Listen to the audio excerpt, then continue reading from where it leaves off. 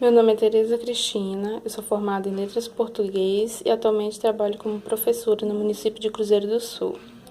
Eu vou estar mostrando aqui um jogo que eu adaptei, ele se chama Fecha Caixa. A versão original desse jogo é uma versão online, então eu adaptei aqui para um tabuleiro, usando números em relevo, para o aluno deficiente visual poder tocar e identificar os números. Também adaptei os dados, colocando EVA para ele tocar e identificar as quantidades. E, como eu disse, esse jogo se chama Fecha Caixa. Ele tem como objetivo o aluno fechar o maior número de casas, que são essas aqui, né?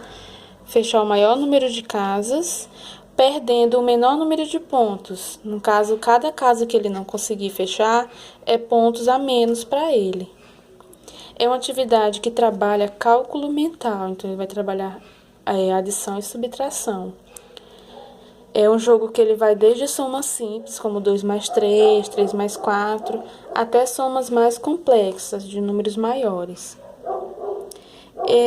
Esse jogo não é só para um jogador, então não é só um jogo voltado para um aluno deficiente visual. Ele é um jogo que o professor ele vai poder usar tanto com o seu aluno deficiente visual, como também para os outros alunos da sala. Então, o aluno deficiente visual vai poder jogar esse jogo aqui com seus colegas e isso vai facilitar aí a inclusão dele na sala de aula, porque o professor vai estar envolvendo ele junto com os outros e promovendo aí a inclusão.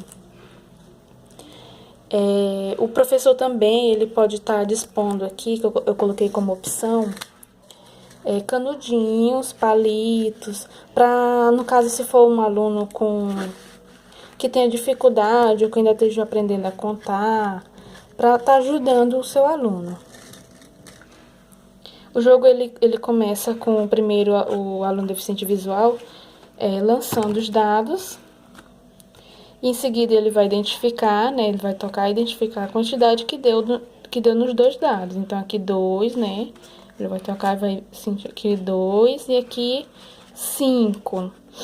E então ele vai vir e ele vai somar 5 mais 2, que dá 7. Então ele vai ter ele tem duas opções aqui. Ou ele vai fechar a casa número 7, que é o resultado da soma de 5 mais 2, ou ele vai optar por fechar a casa número 5, que é a quantidade que deu no primeiro dado, e a casa número 2, que é a quantidade que deu aqui no segundo dado. Então, ele vai vir, né, vai identificando os números e vai fechando.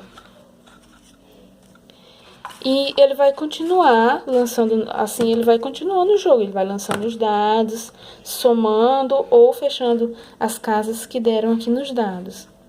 Ele vai fazer isso até o máximo que ele conseguir, porque vai chegar um momento do jogo que ele não vai mais conseguir, ou vai sair um número muito grande aqui no dado, ou um número muito pequeno e não vai ter mais nenhuma possibilidade dele continuar.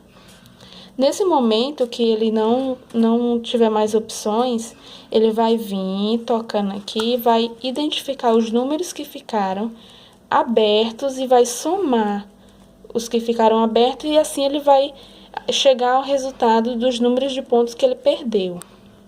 Depois disso, ele vai passar a vez para o segundo jogador, que vai fazer novamente a mesma coisa, vai lançar os dados, vai somando ou fechando as casas e depois vai identificar o tanto de pontos que perdeu. No final, eles vão ver quantos pontos cada um fez, quantos pontos cada um perdeu, e assim ver quem ganhou o jogo, né? Então é isso, o jogo, como eu falei, ele tem uma versão online aqui, então ele está adaptado para o aluno poder tocar, sentir, identificar os números e as quantidades e assim poder jogar com seus colegas.